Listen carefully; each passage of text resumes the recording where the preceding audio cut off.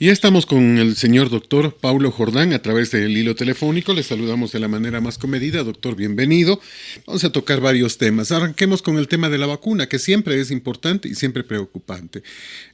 Ayer justamente se hablaba sobre que esta vacuna ha generado o ha producido aparentemente la muerte de 6 personas. Y los científicos reconocían que sí, que es una verdad, pero 6 de 60.000, porque dice que a 60.000 le han inoculado con la finalidad de probar la vacuna. Lo que insisten da una tranquilidad de alrededor del 70% de efectividad con una primera dosis y de más del 90% con una segunda dosis. El mundo se empieza a vacunar, pero la pandemia no se va. El tema de las vacunas que dicen que estarán pronto en Ecuador, que van a empezarse a vacunar al personal médico, luego a la policía, ejército, profesores, etcétera, para el común de los ciudadanos entre abril y mayo. ¿Cuál es tu criterio, Paulo? Bienvenido. Buenos días, Fernando. Buenos días, Samuel. Buenos días a todos los amigos que están siempre con Coruscant, aquí en Ambato, en Tungurahua, en el Ecuador y en el mundo. Bueno, creo que para el mundo es importante que ya comience el tema de la vacunación, ¿no? Hay mucha gente que ha estado esperanzada en eso, en la vacuna, a fin de alguna manera regresar a cierta normalidad. Una normalidad que a un criterio muy personal va a ser bien difícil, ¿no? Bien complejo que lleguemos a vivir como vivíamos el año anterior. Hace un año más o menos, ¿quién iba a saber sobre el tema del distanciamiento social? ¿Quién hablaba sobre ese tema? ¿Quién hablaba sobre el uso de la mascarilla, no? ¿Quién nos hablaba de este virus que ha venido a cambiar nuestras vidas? Es impresionante.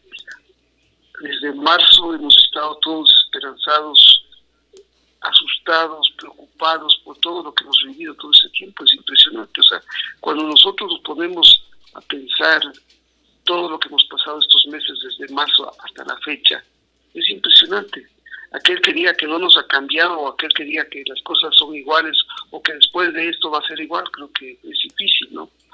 Tantas cosas que han cambiado en nuestras vidas, tantas cosas que han cambiado en nuestra forma de ver la vida, tantas cosas que antes eran difíciles de entender y ahora los vamos viendo. Entonces, el tema de la vacuna ahora, Fernando, es un tema que todos hemos esperado o han esperado con ansiedad, ¿no? Como dice mucha gente, gracias a la tecnología, gracias al desarrollo de la investigación, de la ciencia, la vacuna ha podido salir en un tiempo récord.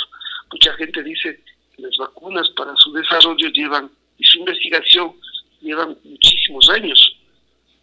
Bueno, dada la situación actual del mundo, eso ha llevado a que la investigación agilite sus procesos, y ahora tenemos la vacuna. Tú lo has dicho, la vacuna realmente, el grado de efectividad, el grado de positivismo es altísimo, ¿no? Es altísimo. Sin embargo, de eso, claro, no queda dudas que como todo medicamento, como toda vacuna, trae efectos secundarios. Acuérdate, cuando nosotros éramos pequeños, éramos niños, nos vacunaban y más luego o más tarde nos daba fiebre, ¿no? Entonces creo que de alguna manera no hay que alarmarse. Hay mucha gente que está esperanzada en la vacuna, si tiene esa 100% esa confianza que la vacuna va a permitir volver a cierta normalidad, o va a permitir andar con más tranquilidad, o va a permitir que desarrollemos nuestras actividades personales, profesionales, sociales, industriales, artesanales de una manera más segura. Hay que hacerlo. Entonces, Fernando, creo que las cosas están dadas.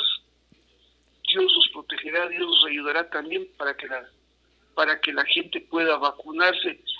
Sí, el Ministerio de Salud Pública y el gobierno ya presentaron una planificación de quiénes serían las personas llamadas en primera instancia a ser vacunadas, ¿no? Tú ya lo dijiste, serían los médicos, serían las personas que están atendiendo a personas con COVID, serían a los grupos vulnerables.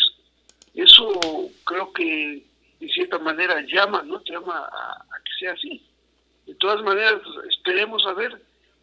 Todavía habrá un tiempo todavía para que se pueda a lo mejor ver cómo va desarrollándose el proceso de vacunación, no solo aquí en Latinoamérica, en el mundo. Entonces, veamos qué pasa, Fernando. Que es importante aquello. Y hay que entenderlo, ¿no? O sea, a quienes se decide vacunar primero es lo correcto. Médicos, porque han estado muy cerca, enfermeras, todo el personal de salud que han estado muy cerca y que siguen combatiendo el COVID y que de verdad necesitan estar en primera línea. Igual la policía, igual el ejército. Así que eso es correcto. Ahora habrá que determinar qué cantidad de vacunas necesitamos. Se estima que por lo menos unos 20 millones de vacunas. ¿A cuánto va a costar y para cuándo podremos tenerlas? Porque eso también es otro de los temas, la urgencia, ¿no? Claro, muchos de al menos unos 20 millones de dólares, ¿no? Hablan de vacunar al menos el 50-60% de la población, ¿no? Hay casos de personas que al menos a lo mejor han desarrollado de cierta manera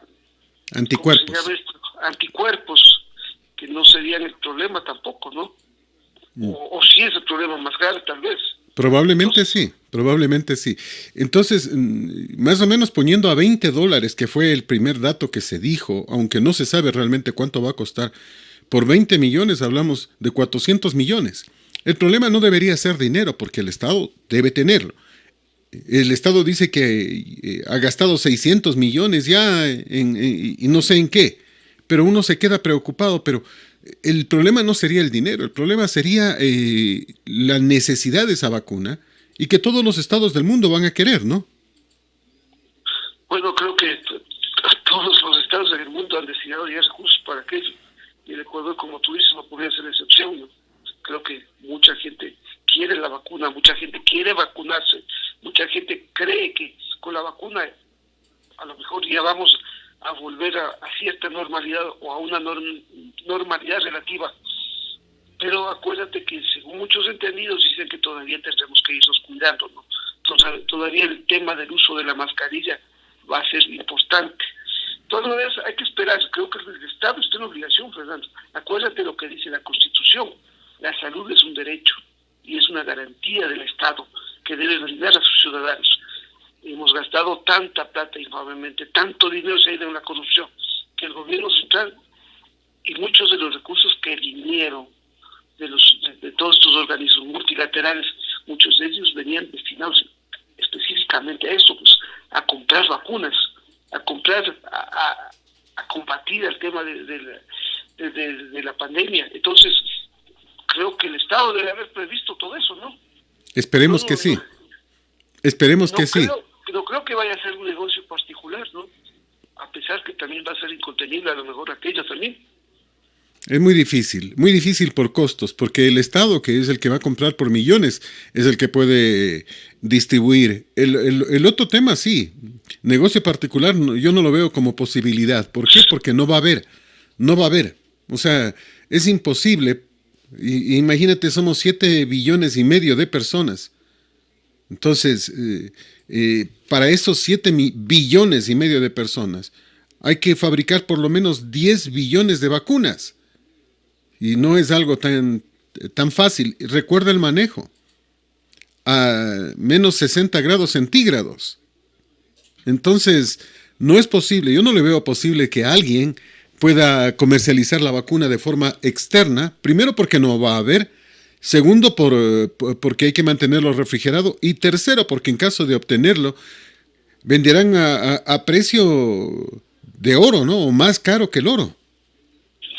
Bueno, ahí, Fernando, no quisiéramos que se repitan los mismos hechos que hemos tenido y que se han producido durante la pandemia, pues, ¿no? Acuérdate que muchos mercaderes de la vida, de la salud, estos grupos corruptos que han estado vendiendo medicinas a precios altísimos, ojalá el Estado tome todas las prevenciones, todos los protocolos para que no se dé eso, pues, ¿no? Porque acuérdate que había muchos medicamentos que debían estar congelados o en refrigeración, los ocupaban como que fuera una medicina normal, pues, ¿no? Entonces eso... Y lo sacaron del IES mismo, en préstamo. Porque eso te digo, no quisiéramos que se vuelva a repetir, ¿no? Obviamente. Hechos bochornosos, ojalá el Estado tome todas las previsiones, ojalá la ciudadanía en general, ojalá los prestadores de servicios de salud, ojalá los profesionales de la salud tomen como una actividad social, ¿no? Una actividad donde que el pueblo necesita vacunarse, necesita poder de alguna manera volver a la normalidad anterior. Eso creo que es fundamental. Ese es básico, fundamental. Vamos al tema de la política. Pero vamos a hacer una pausa primero y retornamos para continuar este diálogo con el señor doctor Paulo Jordán.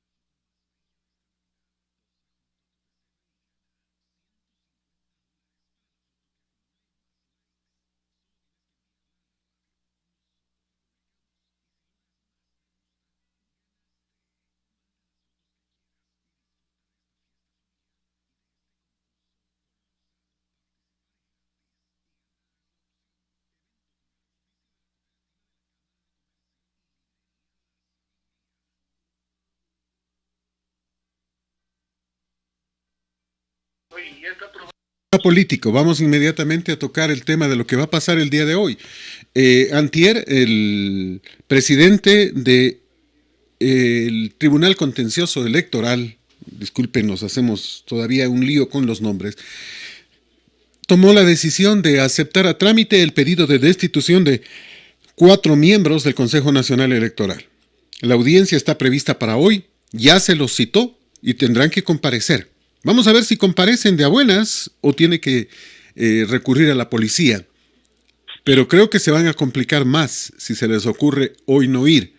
O sea, ¿qué dicen? Y me voy a reiterar en el tema. Que son, primero, el día lunes tomaron la decisión de desoír al Tribunal Contencioso Electoral, la máxima autoridad. Es más, lo más grave del caso es que le preguntan en Ecuavisa, me parece, o Teleamazonas, al señor Enrique Pita, Teleamazonas, le preguntó Yanedi Nostroza. Le dijo que, ¿cómo así? Si ellos son la máxima autoridad, que ¿por qué el contencioso electoral les quiere destituir? Y el señor Pita le dijo con todas las letras, las últimas reformas le dan al Tribunal Contencioso Electoral todo el poder.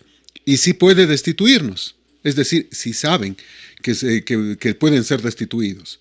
Y luego el señor Cabrera, el consejero, José Cabrera Zurita, dialogando con el periodista Jimmy Jairala, bueno, con el politiquero Jimmy Jairala, disfrazado de periodista, le dijo que no hay ningún problema y que ellos, si quieren destituirlos, vengan por nosotros. O sea, más bien retando. Y también Jairala le preguntó sobre el tema y también el señor Cabrera dijo que sí, que son autoridad competente el Tribunal Contencioso Electoral. Es decir, saben ellos que el Tribunal Contencioso Electoral está un peldaño más arriba que ellos.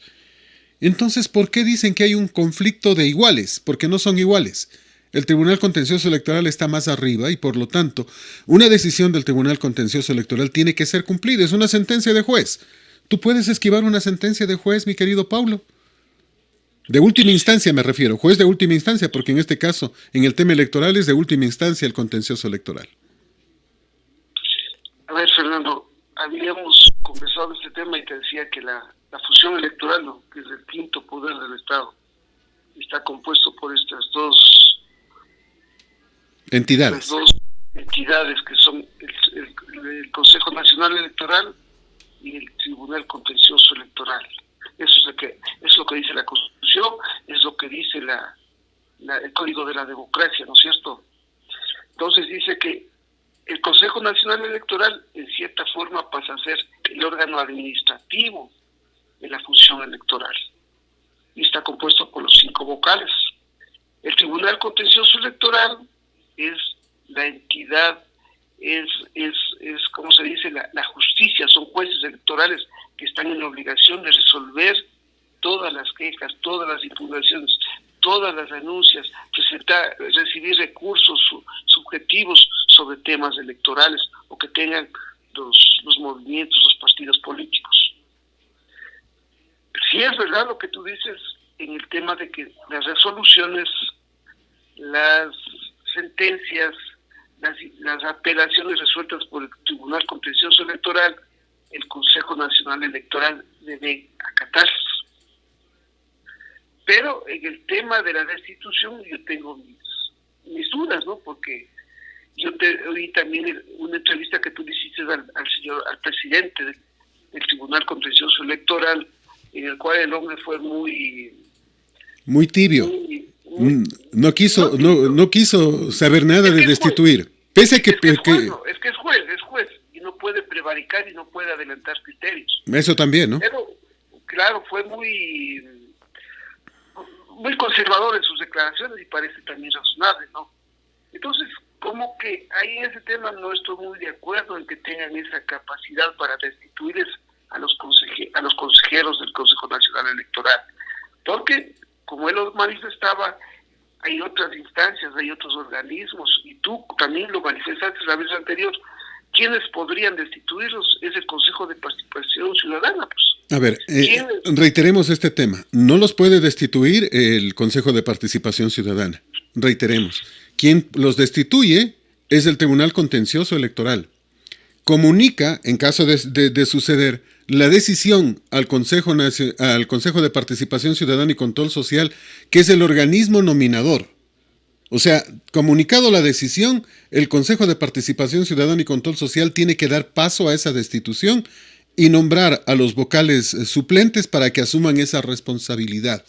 Si el Consejo de Participación Ciudadana y Control Social no lo hace, el Tribunal Contencioso Electoral tiene la potestad y la posibilidad de destituirlos de forma directa a los vocales del Consejo Nacional Electoral e inmediatamente deberá presentar una queja. No sé exactamente, debe ser hacia la Asamblea o algún organismo superior para que inmediatamente proceda a empezar una causa contra el Consejo de Participación Ciudadana y Control Social por haber desacatado una disposición. Esa es la normativa en este instante. Bueno, habría algunos temas, ¿no? Algunas instituciones como la Asamblea que también tendría esa posibilidad, ¿no? Bueno, pero la Asamblea tiene que empezar por juicio político y en este instante, no hay posibilidades. Lo digo con todas las letras porque el Consejo de Participación Ciudadana y Control Social sería la única entidad que podría tocarlos. Porque para empezar un juicio político a Tamaín necesitan primero causas, necesitan un grupo de personas que presenten denuncia, es decir, no pueden actuar de oficio, sino tienen que esperar una causa y eso puede demorar. Y ya vimos lo que pasó en la ocasión anterior con Atamaín, cuando terminó regalando el partido amigo al señor Mendoza, ¿no? Bueno, Fernando, realmente este tema es lamentable, ¿no? Creo que el Consejo Nacional Electoral ha tenido una dirección desastrosa.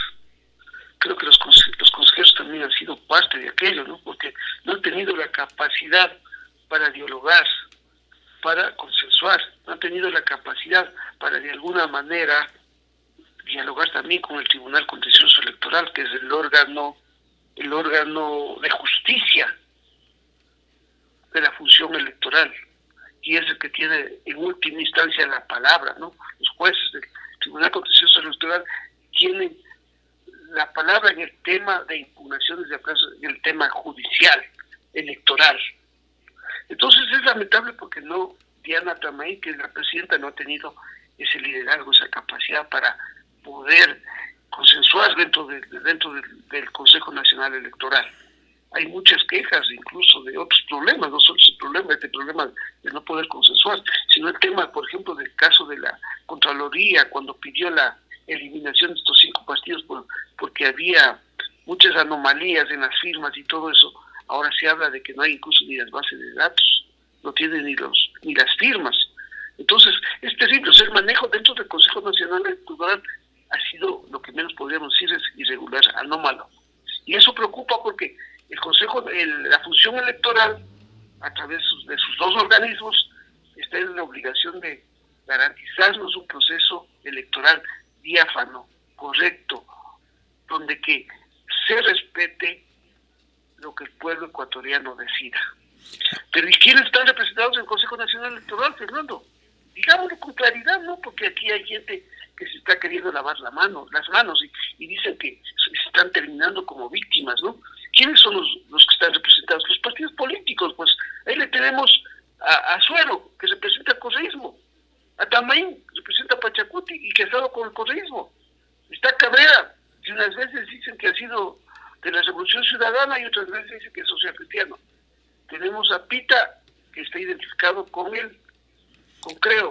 Y tenemos a Verde Soto, que honradamente no sé si representa a Creo o a quién representa. A Creo mismo. Entonces, son los partidos políticos que están involucrados, porque por ahí veo que se andan creando otras teorías y diciendo que ellos son las víctimas o son los perseguidos, ¿no? Y que hablo claramente del correísmo, ¿no? Entonces, ellos son los que están impidiendo. Yo creo que aquí se actuó mal desde un comienzo. Si hubiéramos actuado apegados a derecho, apegados a las normas, se debía haberse descalificado desde un inicio aquellos partidos o movimientos que no cumplían con la normativa del Código de la Democracia y sus reglamentos. Lamentablemente el Consejo Nacional Electoral desde un inicio falló y ahora tú ves, tenemos un montón de impugnaciones, un montón de apelaciones. El tema de Álvaro Noboa, no te puedo decir si a lo mejor él va a ser la solución para los problemas del país. Ya por último, si ha habido tantas irregularidades, déjenlo participar, pues no. Es que eso es lo que no quieren, y eso es lo que no va a ocurrir. El pueblo tendrá que decidir, ¿no? Lamentablemente el asunto se estanca en el caso Noboa. No le van a dejar participar a Noboa. Esto es pero fijo, no le van a permitir participar a Noboa. ¿Para qué envían a la Corte Constitucional este caso? A ver, primero, no son iguales, porque para dirimir competencias, porque eso es lo que están pidiendo, tienen que ser organismos iguales, pues. Si el uno es obediente y el otro está en un grado superior, no son iguales. No existe un conflicto de competencias. El conflicto de competencias solo puede existir entre iguales. Entonces, esto es clarísimo, pero lo envían a la Corte Constitucional porque en la Corte Constitucional también están los partidos políticos, también están jueces politizados. Ya la Corte Constitucional antes, en un caso diferente, pero similar, ya le dijo pues al Tribunal Contencioso Electoral que era la máxima autoridad en el tema electoral y devolvió los papeles. Pero esa devolución de papeles demoró 24 días. 24 días. Un proceso que se le pidió agilidad y todo. Ahora supongamos que solo demore 24 días. Hoy estamos en 19. Y 26 sería 45. Este mes tiene 31 días. Significaría 45 menos... A ver, pero no, pues estoy mal. Si hoy es 19, sí. Entonces significaría que el 15 de enero, solo demorando 24 días, el 15 de enero habría una respuesta sobre el caso Noboa. Supongamos que le sea favorable al empresario. ¿Qué va a decir el Consejo Electoral? Ya están hechas las papeletas. A 20 días de las elecciones, imposible de que cambiemos, no lo podemos inscribir y se acabó. Lo que están es justamente dando tiempo para que el fraude se consume, para que no pueda participar Noboa. Eso es lo que han hecho. Bueno, creo que los consejeros toman esta decisión, Fernando, también no solos, ¿no? Hay unos informes también que firman la Dirección Nacional de Asesoría Jurídica del Consejo Nacional Electoral, firma esta Dirección de Tecnologías y Desarrollo. Algunos, eso les permite a ellos tomar este tema, ¿no? Pero ¿basados en qué? ¿Basados en qué? ¿Cuál es el tema? A ver, dijeron que Álvaro Noboa, que su partido político no servía, ¿no es cierto? Primero lo calificaron, después lo descalificaron. Ahora supuestamente aparece Álvaro Noboa con un partido que ellos mismos dicen que sí sirve, con un partido que el Tribunal Contencioso Electoral dice que es válido y que está vivo. ¿Qué es lo que dicen ahora? Dicen, no, es que el consejero Verdesoto, es que aparentemente Álvaro Noboa ha alquilado o ha comprado el partido político. Si ellos dan esta posibilidad, si ellos permiten que existan partidos políticos sin peso político y que puedan ser comprados, ¿cuál es el problema? Si Noboa compró el partido político, ¿cuál es el problema? En el partido en el que está el correísmo, el partido del señor Jairala, partido provincial, en una elección nacional, ¿por qué no dijeron, pues, y por qué el correísmo compra este partido político? ¿Acaso no pone candidato a la presidencia, a vicepresidencia y todos los candidatos no son del correísmo? ¿Ahí no les parece que alquiló o compró? O sea, y eso ocurre en todo el país. O sea, ¿cuál es el problema? ¿De qué hablamos? ¿De qué hablamos? Romero también, ¿no? El caso de Isidro Romero también. O sea, ¿cuál es el inconveniente? El inconveniente es que es Noboa. El inconveniente es que Noboa sí tiene aceptación popular. El inconveniente es que Noboa patea el tablero. El inconveniente es que Noboa sí puede ganar. Y entonces eso hace que salten Nebot, Lasso, que ya se considera presidenciable, que ya considera que ganó antes de las elecciones, que salte Correa, que no quiere que vaya Noboa, que salte Moreno. ¿Por qué no quieren que vaya Noboa? Lo decía el doctor Diego Delgado. Ya Noboa ganó en 1998 y él va a investigar. Noboa ganó en el 2006 y él lo va a investigar. Entonces, estos temas nos hacen pensar de que lo que no se quiere es romper la trinca y que los 4 jinetes del apocalipsis, Correa, Nebot, el señor Lasso y Moreno, siguen estando al frente y manejando todo, maniobrando todo, porque no hay otro motivo, que la molestia y el susto es que en el partido Justicia Social, al que le dijeron que puede participar, el Tribunal Contencioso Electoral y el Consejo Nacional Electoral, porque el Consejo Nacional Electoral, por si alguien no lo conoce, se reúne día lunes, recibe la disposición del Tribunal Contencioso Electoral y decide que hay que darle 15 días, porque ese es el plazo que le dieron.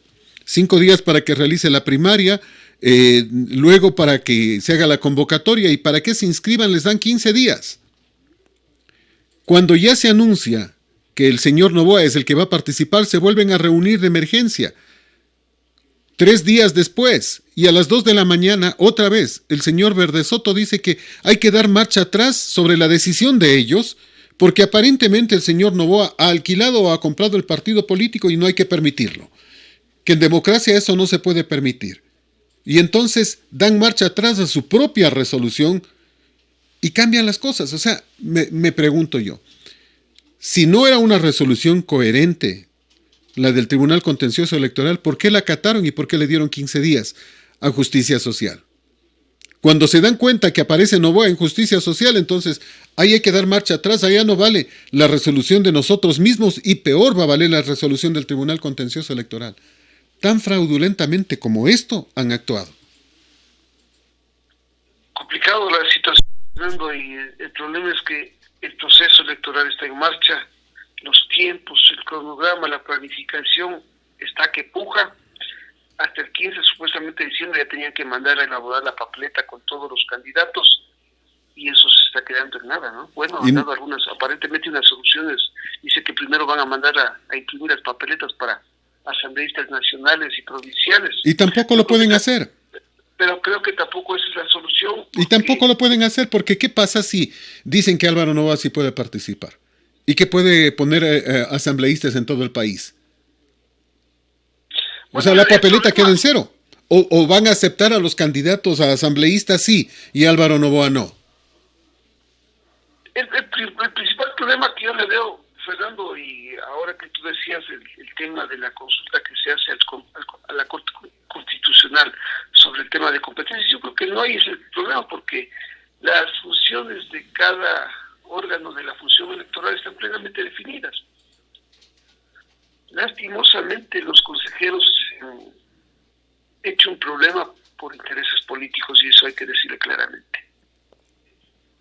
No el Tribunal Contencioso Electoral a través de sus jueces también tienen intereses políticos, porque también hay que decirlo, ¿no? También. Ahorita la función electoral está constituida por los partidos políticos y los partidos políticos más fuertes. Entonces sí hay intereses. Si nos vamos... Mencionemos un nombre, simplemente para ratificar lo que tú acabas de decir. Arturo Cabrera. El señor fue asesor de Virgilio Hernández cuando era asambleísta en el tiempo de la Revolución Ciudadana. Solo por poner un ejemplo y para ratificar lo que tú acabas de decir. Su presidente. El presidente del Tribunal Contencioso Electoral. Así de simple. O sea, lamentablemente nosotros hemos dicho, Fernando, claramente, la clase política en nuestro país nos falla mucho. La confianza estaba puesto en el tribunal, en la función electoral, en el Consejo Nacional Electoral, para que ojalá esta vez se respete la voluntad del pueblo ecuatoriano. Pero lo están haciendo mal. Lastimosamente lo están haciendo mal. Y no piensan en función del país, no piensan en función de todo lo que se viene, ¿no? O sea, eso es lamentable porque todos los ecuatorianos vamos perdiendo fe, vamos perdiendo credibilidad en los partidos políticos, en la función pública. Eso es lamentable, Fernando. Y no sabemos a dónde vamos a llegar, porque los tiempos son los que nos están empujando y creo que el país lo que demanda es que no quisiéramos que se suspendan las elecciones, porque el país requiere ya un cambio de gobierno que es fundamental para ver si vamos a poder seguir, Fernando. Pero, ojo, hemos escuchado mucho este tema. Nos estamos rasgando las vestiduras por la necesidad de reemplazar al señor Moreno. Que no se pueden cambiar las fechas de las elecciones. Lo dice el Código de la Democracia. Y si se cambiaren, si se variaren las fechas de las elecciones, se podría considerar inclusive un fraude electoral. El proceso estaría viciado de nulidad. Pero las leyes están allí y están escritas. ¿Cuántas veces hemos cambiado lo que se dice? ¿Cuántas? En este instante yo veo imposible. Créeme que en este momento yo veo imposible unas elecciones. Créeme que yo pienso en este instante lo que decía el doctor Delgado. Él decía que había que suspender este proceso electoral. No en este momento, lo decía hace 3, 4 meses, que había que suspender este proceso electoral porque no se estaba permitiendo la participación de la mayoría de los ecuatorianos. Porque no sabemos cómo está el padrón electoral. Muchos dicen que está lleno de venezolanos, otros dicen que está lleno de personas que ya fallecieron, que hay 1.600.000 personas que votan, de votos fantasmas, ¿no? De gente que está en Estados Unidos, en otros lados, y no están votando allá ni están votando acá, pero hay alguien que les da votando. Esto de los migrantes venezolanos es un tema que a nosotros nos preocupa, dicen que ya están en padrón, etcétera, etcétera. Esta forma de manejo político y politiquero que no permite que participen los mejores ecuatorianos, sino los que los partidos políticos ubican el voto en plancha para los asambleístas, que es otra forma, para mí, fraudulenta, porque no le han explicado a la gente que ya no puede elegir pues esos 4 votos y votar por uno de un partido, otro del otro partido, otro del otro partido. No, ahora tiene que votar en plancha por un solo partido y si vota por 2 se anuló el voto. Entonces todo esto nos lleva a pensar, yo estoy pensando en voz alta, y yo creo que es importante parar esto, corregir todo. Si tenemos que darle tiempo o tenemos que nombrar un gobierno de salvación nacional, como ya se hizo antes en nuestro país, tocará hacerlo. Pensemos en estos otros temas como soluciones y busquemos cómo lo vamos a hacer. Pero no podemos ni debemos ir a un proceso fraudulento, a elegir un presidente que el pueblo no quiere, por 4 años más, a seguirles entregando el poder al correísmo, al nebotzismo, a los mismos. Yo me pregunto, Nebot dijo que se retiraba, ¿y qué está haciendo ahora? Pues si es el que está maniobrando los títeres desde tras tarima, No podemos seguirlo permitiendo. Entonces, no nos rasguemos las vestiduras ni le digamos al pueblo que no lo podemos permitir. Más bien busquemos acceso y soluciones, porque lo que no podemos permitir es un nuevo fraude electoral. Pero ahora, Fernando, ¿tú crees que suspendiendo las elecciones, no sé cuál sería la figura?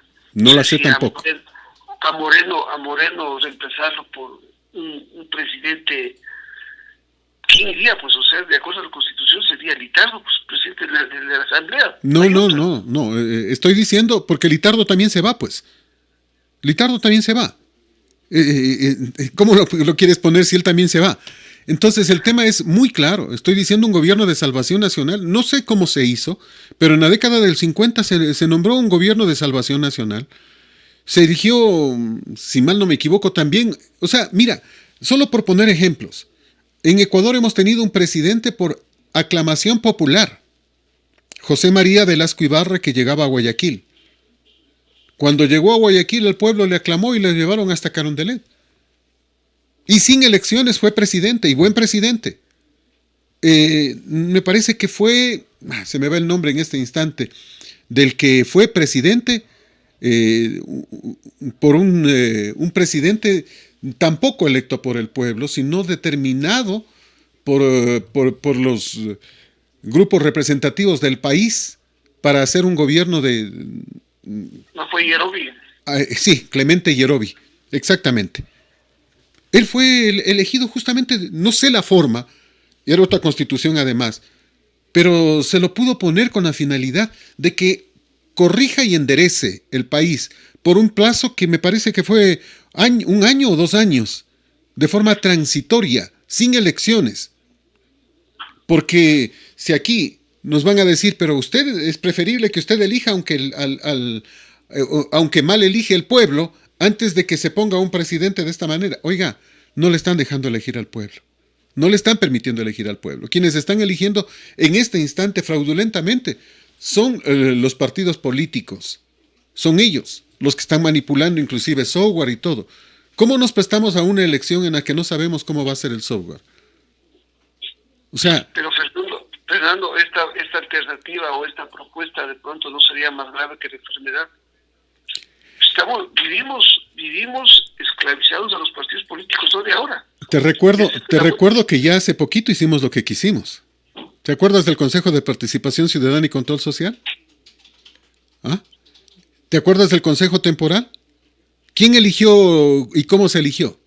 ¿Buscando a los notables del país o no? No le eligió nadie, porque de otra manera nos hubiesen llenado de correístas. Recuerda lo que ha pasado con Tuárez. Recuerda lo que ha pasado con el que vino después. Y después de varios, recién empezamos a ver algo de luz con la actual, la señorita Almeida. Recién algo de luz. O sea, no estamos lejos del mismo tema. No estamos lejos del mismo tema. Acuérdate también lo que hemos visto que ha pasado con el mismo Consejo de Participación Ciudadana y Control Social. Esta función electoral, este Consejo Nacional Electoral, también tiene origen en eso, en el Consejo de Participación Ciudadana transitorio, pues. Sí. O sea, a veces, Fernando, como que estamos... Es que mira, el tema era que se puso a un Consejo de Participación Ciudadana y Control Social transitorio, que de acuerdo a muchos no era legal. ¿Cómo trató de darse legalidad este grupo liderado por el señor doctor Julio César Trujillo? No rompiendo los ordenamientos, es decir, manteniendo lo que estaba, sin entender que lo que estaba era el correísmo y que los suplentes eran el correísmo y los que iba a poner terminaron siendo correístas o no. Entonces, ese intentar darse legitimidad complicó las cosas. Esa es una verdad. De allí nació este Consejo Nacional Electoral. De allí nació una fiscalía que no daba pie con bola y que después de destituir a varios apareció al fin Diana Salazar Méndez, que le ha dado un poco de respiro a la situación. Entonces, no podemos alejarnos del tema. Eso es una verdad. Pero sí creo yo que necesitamos un gobierno de salvación nacional. Y voy a revisar la historia para saber ¿Cómo fue elegido? ¿Quiénes lo eligieron a Clemente Yerovi, que es el nombre de la persona que hizo un gobierno de transición muy adecuado para el Ecuador? Muy adecuado. En 2 años. Muy adecuado para el país. Unos cambios importantísimos para que... Bueno, el país necesita realmente, Fernando, un cambio. Es verdad, es una gran verdad. Yo creo que los partidos políticos y los movimientos políticos no han permitido que el país desarrolle por sus propios intereses. Pero imagínate, ahora es contradictorio. Hay más de 400 partidos y movimientos políticos inscritos, donde que se entendería que una gran mayoría de ecuatorianos estamos representados. Pero ahora te pregunto, ¿todos estamos representados ahí? No, nadie. ¿Quién es representado? El 90% del pueblo ecuatoriano dice que es apolítico. ¿Y entonces? O sea, esa es la pregunta, ¿no? ¿Cómo? Y lamentablemente los responsables de lo que está sucediendo con el país, de este caos jurídico, de este caos político, son los mismos partidos políticos, que no han tenido un poco de piedad por el país. Porque si hubiera la posibilidad de dialogar, de conversar, de llegar a unos mínimos acuerdos para poder sacarle al país, acuérdense que tenemos graves problemas, Fernando. El problema económico es gravísimo. El problema sanitario también es gravísimo. No sé si esta propuesta, esta idea que tú das, va a ser la solución también, ¿no? Es muy difícil, ¿no? O sea, pero mira, ¿qué pasaría? Adelantémonos a lo que podría pasar hoy. ¿Qué pasaría si hoy el Tribunal Contencioso Electoral decide dar paso a la destitución de los 4 miembros del Consejo Nacional Electoral? ¿Qué pasaría? Muchos dicen, bueno, pues es que nos quedamos sin elecciones. ¿Por qué? ¿Por qué? Quienes hacen las elecciones son las personas de planta del Consejo Nacional Electoral. Ellos conocen el sistema y saben cómo manejarlo. Más bien, sacamos a 4 fraudulentos y probablemente con la salida de ellos saldrán otros que no tienen que estar. Mira, el director nacional de procesos electorales. Un señor que no tiene idea de nada. ¿Cuál es su cartel? Candidato por el correísmo como concejal a Quito y perdió. Entonces, como perdió, le dan un puestito de director nacional de procesos electorales. O sea, el puesto más importante después del de consejeros. Es complicado, ¿no? De todas maneras está previsto, ¿no? ¿Quiénes reemplazarían en una supuesta salida de los consejeros? Les reemplazarían los que fueron calificados con las más altas notas siguientes, ¿no? Bueno, o sea, no es que tampoco se va a formar un caos jurídico. ¿Tú ¿no? crees que sacaron altas notas a Tamaín y compañía? Lo dudo. Yo también. Lo dudo. ¿Y entonces cómo están? ¿Y entonces cómo están ahí? Ese es el tema, ¿no? Pues, o sea, uno termina preguntándose, bueno, ¿y cómo llegaron, no? ¿Cómo es que se encuentran en ese espacio? ¿Quién les puso? ¿Cuál es el poder que realmente está detrás de todos ellos? Porque yo no veo lógico, no veo razonable, no veo racional este tema. Y siempre nos vamos a seguir preocupando por aquello, pues. Pero bueno, Fernando, digo, ya llegaron a la función electoral, ya están en el Consejo Nacional Electoral. Hagamos bien las cosas, al menos, pues, ¿no? Por respeto a la patria, por respeto a los ciudadanos, por respeto a los electores, pues.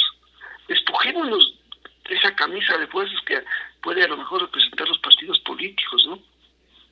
Y hagamos bien, demos credibilidad, esa fe que tienen puesto los ciudadanos en que se va a respetar la voluntad del pueblo, la voluntad del ciudadano. Eso es fundamental, pues. Si tú no brindas esa garantía, si tú no brindas esa confianza, ¿qué podemos esperar, pues, no? Del máximo órgano o de la máxima función electoral, pues. Ese es el tema. Sin embargo, yo sigo insistiendo de que la gente es la que más dudas tiene sobre estos temas. O sea, ¿cómo creemos en esto? O sea, no es que que la presencia de Atamaín, de Estela Cero, de Cabrera, del señor Pita o del señor Verdesoto significan garantía para el pueblo. No, al revés. Entonces, sí está complicado todo el tema. Y complicado por ellos mismos porque, como tú decías, bien decías, lamentablemente no se han podido liberar de todos estos problemas, ¿no? De la politiquería. Es que eso aspiramos. Yo te digo, Fernando y amigos oyentes, creo que cuando un gobernante, cuando una autoridad llega, ha sido elegida, llega a manejar los destinos de una ciudad, de una provincia, de un país, creo que debe despojarse de su ideología, pues, de ese dogmatismo que puede tener. Lo que interesa es buscar el bienestar, la prosperidad de la tierra, de los ciudadanos, ¿no te parece? Pero aquí no vemos eso, pues, ¿no? Aquí el interés personal, el interés del partido político, el interés del movimiento está sobre todas las cosas. Y el interés de la ciudadanía, el deseo de progresar, de prosperar, de los ciudadanos no les interesa. Entonces, eso sí duele, eso molesta, eso fastidia, Fernando. Atamaí no ha tenido la capacidad para liderar adecuadamente a los consejeros. Ellos se han entrampado en este problema legal actualmente, en esta desconfianza, en esta poca credibilidad que tiene la ciudadanía en ellos. Ellos mismos han sido los responsables de todo este caos que se ha sembrado en este proceso electoral. Que Dios nos ilumine, Fernando, que Dios nos dé la sabiduría suficiente para poder sacarle al país adelante. Esa es la intención, ¿no? Hagamos pausa, volvemos en un instante para continuar con este diálogo con el señor doctor Paulo Jordán.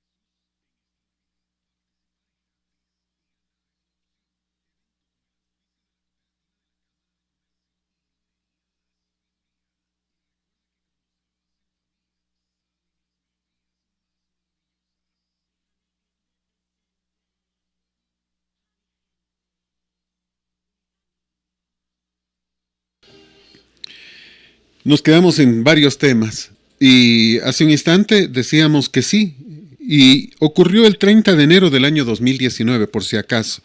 El boletín es el número 405 del Consejo de Participación Ciudadana y Control Social, que designó a los consejeros suplentes del CNE. ¿Cuáles son los consejeros suplentes? Mérida Nájera, quien no conozco, Hugo León tampoco, Ezequiel Morales, que me parece que era el representante ante el IES, no me acuerdo de quién, me parece que era de los empleados y trabajadores, María Cronfle, que debe ser María Cristina, ¿no? La señorita que fue asambleísta por el Partido Social Cristiano, y Mónica Noriega. Esos son los consejeros suplentes del Consejo Nacional Electoral. Ese es inclusive el orden de prelación y se aprobó durante la sesión extraordinaria 038 del Consejo de Participación Ciudadana y Control Social del día miércoles 30 de enero. O sea, para dejarlo muy claro, ni siquiera ellos serían las personas en caso de que el Tribunal Contencioso Electoral el día de hoy determine la salida de los 4, porque son 4 los que podrían salir. ¿Quién no saldría? Estela Acero. ¿Por qué? Porque no votó de acuerdo con sus compañeros. Ella reconoció la supremacía del Tribunal Contencioso Electoral. Podemos decir que se ha equivocado en mucho, pero como se está trabajando sobre una resolución en particular, aquí son responsables los que votaron por esa resolución. Entonces, esto para dejarlo en claro, porque hay mucha gente que dice, bueno, ¿y quiénes vendrían? Ahí están los nombres. Otra vez, nombres que aparecen, muchos seguramente serán correístas. ¿Por qué? Porque no es de hoy, no es de ayer, es de hace 2 años, cuando el Consejo de Participación Ciudadana y Control Social no estaba regido ni siquiera por el señor Julio César Trujillo, sino otras personas. O sea, este es el tema. Y claro, quien viene dice, yo respeto la ley, entonces pongamos a los que estaban ya elegidos anteriormente. ¿Pero bien elegidos o mal elegidos? ¿Elegidos con el auspicio de Correa, Nebot y los otros? ¿O elegidos por quién?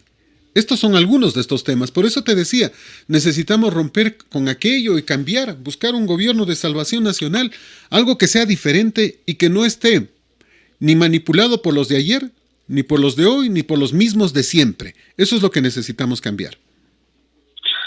No, pues uno como ciudadano y como ecuatoriano, ventajosamente nosotros no tenemos filiación política, ni representamos poderes políticos, poderes económicos. Creo que nos da esa autoridad para poder hablar con libertad y tranquilidad, Fernando. Los partidos políticos, los movimientos políticos, como tú lo dices, de antes, de ayer, de ahora, están haciendo mucho daño al país. Quisiéramos creer que puede llegar un personaje sensato, correcto, honesto, ético, a cambiar estas cosas. Ya diste tu nombre, Clemente Yerovi, ¿no? Gobernó durante 1 año y medio, 2 años creo que fue, y produjo grandes cambios en el país, que le dio cierta tranquilidad por aproximadamente 8 o 10 años. El país es lo que necesita ahora. Tenemos graves problemas y la ciudadanía lo sabe. El tema de la deuda externa es grave. El tema de la falta de recursos en la caja fiscal es gravísimo. El problema del desempleo. Acuérdense que durante este tiempo, este año, en la pandemia, muchísimos ecuatorianos perdieron su empleo. Muchísimos ecuatorianos se quedaron sin trabajo. El número de ecuatorianos que pasaron a extrema pobreza aumentó. Muchos hablan de 1 millón de ecuatorianos. Entonces, Fernando, nosotros necesitamos no de alguien que venga con la varita mágica a solucionar todos los problemas, ¿no? O a un falso profeta que nos venga y nos ofrezca darnos bonos de 500, de $1,000 mensuales, porque eso es una locura, eso es una mentira. Creo que como ecuatorianos tenemos que ir madurando.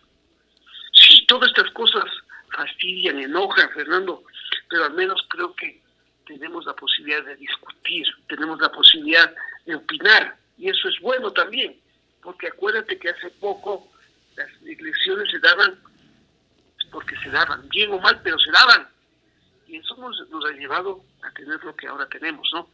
Entonces, sí sería bueno que en estos momentos nazca el fervor ecuatoriano, nazca ese deseo de cambiarle al país. Creo que una gran mayoría de ecuatorianos queremos dejar atrás toda esta lacra de corrupción, que es lo que nos ha dañado, ¿no? Nos ha llevado a como país a estar ubicados en los peores puestos, ¿no? Entonces, sí es necesario, ojalá salga gente honorable, gente ética, gente moralmente, intelectualmente bien formada, con buenas bases morales, para rescatarle al país. es el momento adecuado, Fernando. Y reiteremos, ¿qué fue lo que pasó en el año 1966? Porque eso es cuando la Junta Militar de Gobierno que presidió el contraalmirante Ramón Castro Gijón empezó a vivir sus últimos días, porque en todos los rincones del Ecuador y especialmente en Guayaquil se alzaban voces de protesta en contra de la caótica situación económica a la que habían llevado al Ecuador. Se reunieron entonces en Quito los ciudadanos más prominentes, destacados militares y representantes de partidos políticos, quienes luego de varios días de deliberación, el 29 de marzo acordaron llamar a Clemente Yerobi Indaburo para que asumiera el poder y condujera el país hacia la constitucionalidad. Caída la dictadura militar, gracias a la unidad de pensamiento libre expresado a través de los partidos políticos, de algún demócrata y de los órganos de opinión conscientes de su responsabilidad histórica, las esperanzas del pueblo, ansioso por retornar al régimen de derecho y a la normalidad para el país, confluyeron en la persona de un ciudadano honesto y patriota, el señor Clemente Indaburo. Nota del Tiempo de Quito, noviembre 17 de 1966. No era realmente un político, pero era un gran patriota. Por eso su designación como presidente interino fue recibida con gran satisfacción por todo el pueblo ecuatoriano, con la excepción de unos cuantos mediocres politiqueros que se opusieron a ella, esgrimiendo el pretexto de que el señor Yerobi no era ecuatoriano, cuando sí era ecuatoriano. O sea, expliquemos eso, ¿no? Él nació el 10 de agosto de 1904 en Barcelona, España, en circunstancias en que sus padres, Clemente Yerobi Mateus y doña María Indaburo Seminario, residían transitoriamente en dicha ciudad. A los pocos días fue inscrito como su nacimiento en la Embajada de Ecuador en España, por lo que, contra la opinión de muy pocos detractores, fue ecuatoriano por nacimiento. A los 4 meses de edad llegó con sus padres a Guayaquil y ahí permaneció hasta su fallecimiento. Siempre fue ecuatoriano, nacido accidentalmente fuera del país, pero estos fueron algunos de los temas. Pero nadie discute el gran gobierno que Clemente Yerobi Indaburo pudo hacer en favor del Ecuador y el cambio de mentalidad, el cambio de ordenar a un país, que es lo que estamos necesitando en este instante. Un país que necesita un destino diferente y que se visualice ese país, el país del futuro, en que se disminuyan los problemas y que se acrecenten los aciertos. O sea, vivimos en un país maravilloso, pero lamentablemente destruido por los politiqueros. Tú ya lo has dicho, Fernando. Creo que eso es lo que necesitamos. Gente patriota. Gente que haga a un lado su ideología, su dogmatismo. Gente que piense en el país en sembrar unas buenas bases para que podamos avanzar. Ojalá algún rato al desarrollo. Sí, todo el tiempo la historia del Ecuador es bien dura, ¿no? A veces como que esa falta de identidad, esa falta de identificarnos con el país, con el Ecuador, un país tan lindo, tan hermoso, pequeñito pero tan rico, ¿no? Unas regiones tan hermosas, un país tan diverso, un país intercultural hermoso, pero a veces como que nos falta eso, Fernando, esa identificación con nuestra patria, ese cariño, ese amor, ese patriotismo. Eso nos falta muchísimo en muchos ecuatorianos y sobre todo en la clase política, que es la que nos ha manejado y nos ha llevado a estos momentos difíciles. Los mismos problemas hemos tenido todo el tiempo. Actualmente estamos atravesando una grave crisis económica.